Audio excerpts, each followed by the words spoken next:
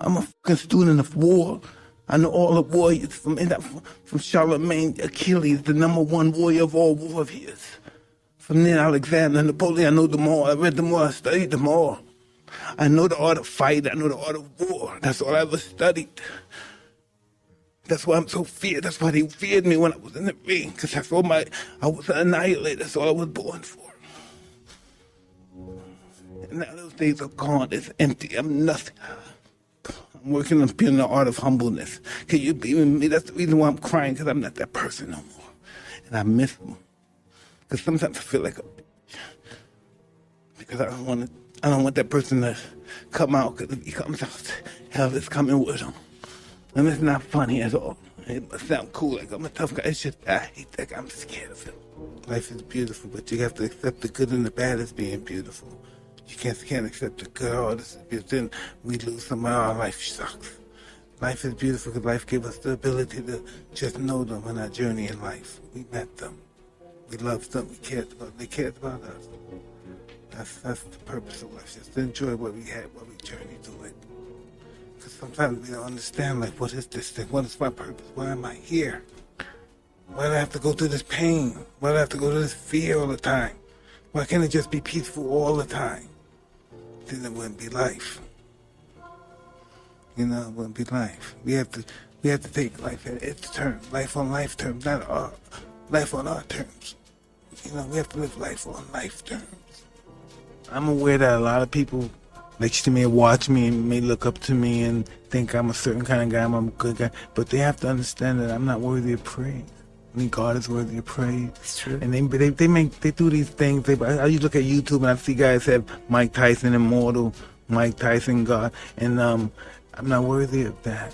You are, Mike. Hey, stop. I know me. You can think what you want, but I know.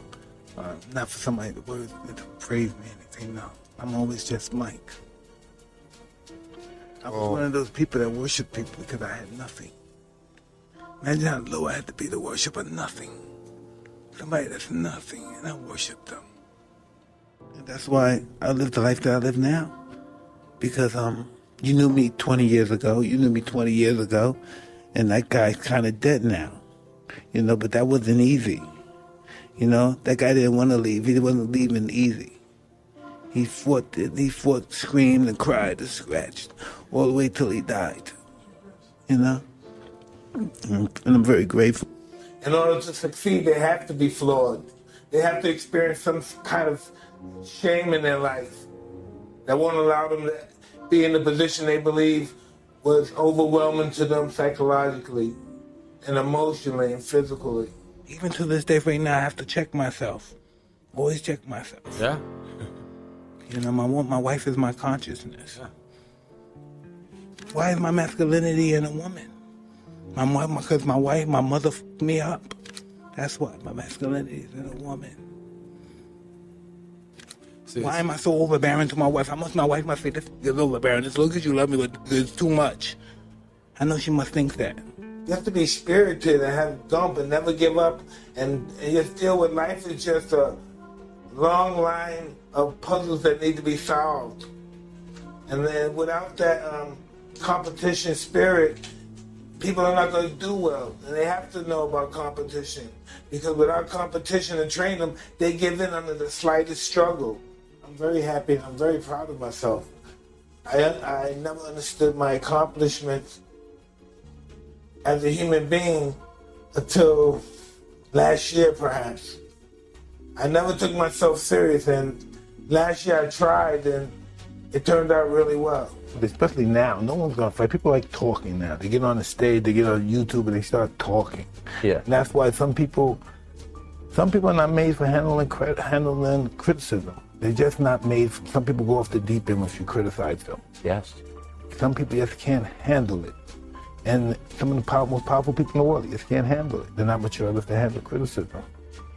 My adversity inspired me to be more than what I truly was. Sometimes I get in my head and think I'm somebody. And then I'm easily offended. But when I know I'm nobody, I could never be offended. So I asked for this, and this is what he gave me. It's not like someone gave me something I didn't acquire. I wanted this life, I prayed for this life, and I received it.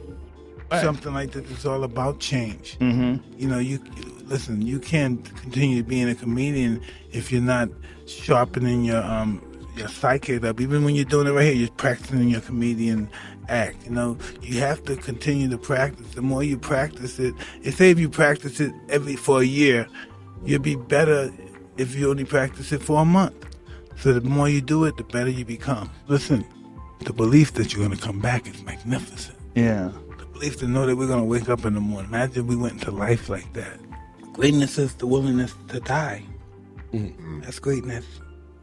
Like you see these guys, you know, forget about suicide guys. Forget about the guys. Just people that are decent people just decide to kill themselves. You know?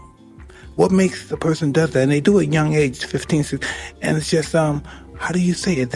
It's at 15, 20 years old, you experience enough life to realize, hey, I don't want to be here no more. It's something about yourself that you hate so bad. Any kind of killing is a form of self-hate. If I'm killing somebody, it's just everything I say about it. If I call him a dirty, that's because I'm a dirty. If he's a, it's because I'm a bitch. We reflect of one another. That's why people are inspired by it. That's how come we get inspired. Because we're a reflection of one another. Yes. And they allow us to know what we can be. Every person, every insect, everybody was in that situation asking for help. It's walking too long, needs water. It's too oh God. Or we call whatever, whoever created that word, God. That's what the first thing is. Oh this, oh God, oh this. Help me, please. I don't care. I've said that all my life.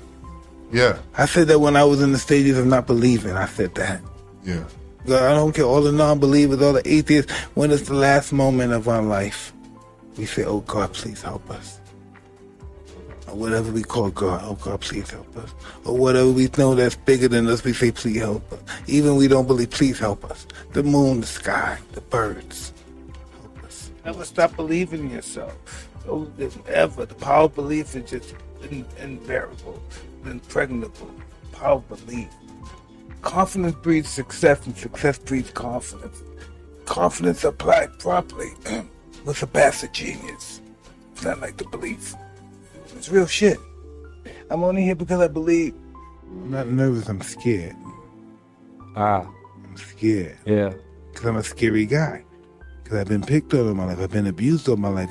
People did anything they wanted to me. So I have natural fear of not being safe. Yeah. That's who I am naturally. It's in my life. That's who I am. So now I got it with this weird self-confidence and violence and stuff. So now I'm sadistic because I'm afraid I'm going to get hurt. Yes. Animal now. I have to do it spectacularly for more people want to see me do it again. And more people did. The more I hurt them, the more spectacularly I hurt them, the better my life would be. Yep. And that's how my mindset was. And never run away from love. When love calls, you have to answer. Because if you don't, you'll be miserable for the rest of your life. That's just how it is.